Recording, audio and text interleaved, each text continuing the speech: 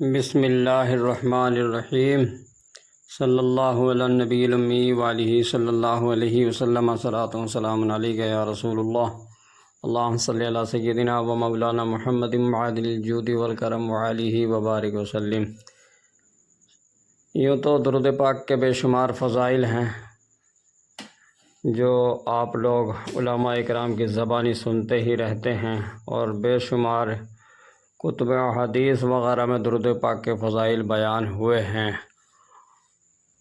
اور اولیاء اکرام نے درود پاک کے بڑے بے شمار فضائل بیان کیے ہیں، علماء اکرام نے بھی۔ تو انہی میں سے ایک درود پاک درود خضری ہے، یعنی حضرت خضر علیہ السلام کی طرف یہ درود پاک منسوب ہے۔ درود خضری حضرت خضر علیہ السلام کی طرف سے حضور صلی اللہ علیہ وسلم کی امت کے لیے خاص تحفہ ہے۔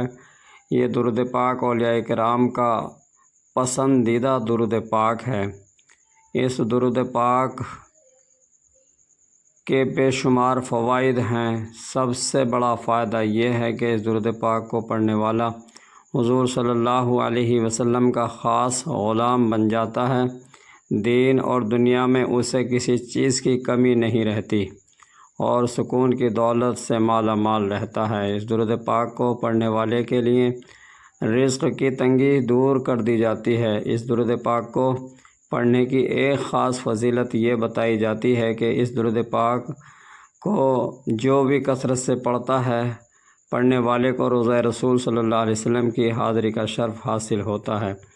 بڑے بڑے اولیاء کرام اس درود پاک کو پڑھتے رہے ہیں، جیسے مجدد الافسانی رحمۃ اللہ علیہ، حضرت میاں شیر محمد شرق پوری رحمۃ اللہ علیہ، حضرت اسماعیل شاہ رحمۃ اللہ علیہ، حضرت حافظ محمد صدیق قادری رحمۃ اللہ تعالی علیہ، اور مصنف آب کوثر و کتب کثیر حضرت مفتی امین صاحب رحمۃ اللہ علیہ اس درود پاک کو کثرت سے ورد کرتے تھے، اور اپنے مریدین کو اس درود پاک پڑھنے کی کثرت سے تلقین کرتے رہتے تھے۔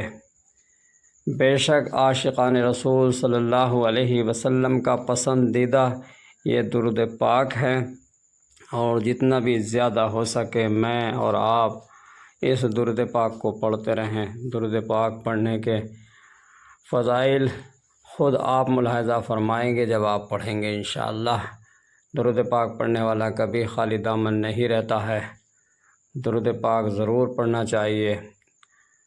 اپنے وظائف وغیرہ جتنے بھی ہیں ان کے بعد میں کچھ خاص وقت مقرر کیجیے، کیونکہ سنا ہے کہ حضور صلی اللہ تعالی علیہ وسلم کے پاس ایک شخص، یعنی